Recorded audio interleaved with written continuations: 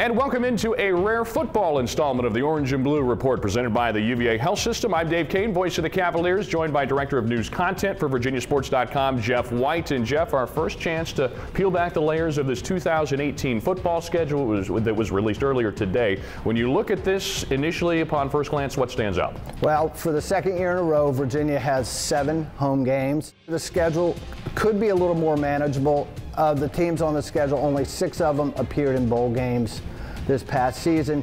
One FCS opponent, that's the University of Richmond Spiders, and that is UVA's opening game.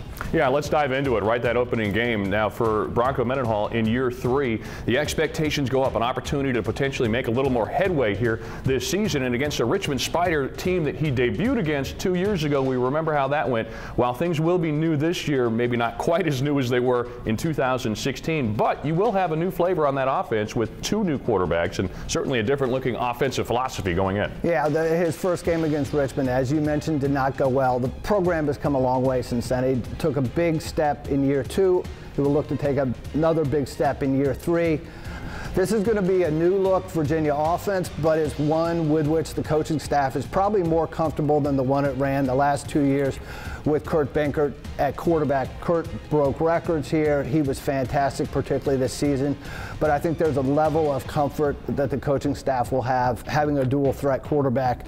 That's likely to be Bryce Perkins, who's a junior college transfer who began his college career at Arizona State, or a true freshman named Brennan Armstrong. And both of those guys enrolled here this month and will take part in spring practice. Then an opportunity to avenge the only September loss from a season ago at Indiana, followed by a couple home dates and an earlier than usual start to the ACC schedule, with Louisville looming on September 22nd. The second home game is Ohio. That's the first home game against an FBS opponent.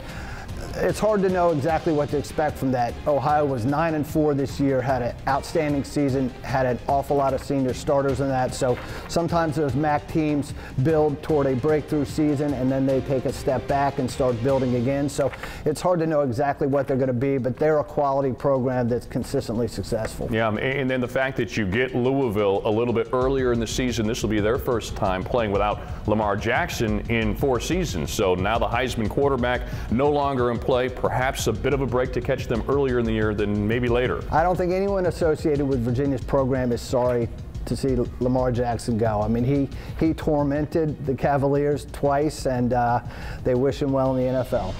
Then September 29th, it's the first meeting between Virginia and NC State since way back in 2012. That was back when Tom O'Brien was the head coach of the Wolfpack. Been a long time since the Cavaliers have played the Wolfpack in another ACC tilt. And of course, the Miami Hurricanes, they will be replete with talent again under Mark Richt.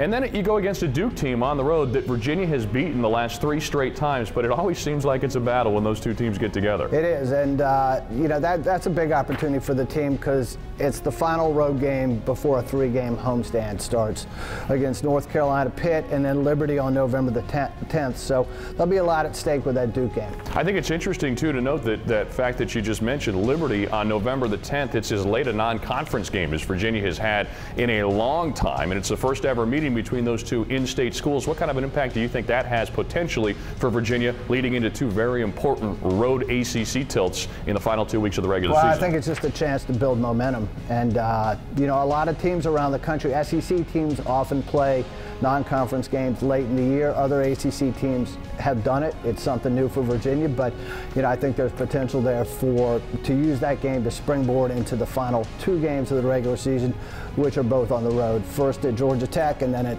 Virginia Tech on a Friday. 2 rather significant matchups for Virginia, at Georgia Tech and then at Virginia Tech the following Friday, so within 6 days of one another. And forget the suntan lotion on November 23rd. Jeff, we'll be enjoying Blacksburg and all the things that it has to offer Friday night. Yep, I'm looking forward to it, Dave. Always. All right, for Jeff White, this is Dave Koehn. Thanks for stopping by on this installment of the Orange and Blue Report as we break down that 2018 football campaign.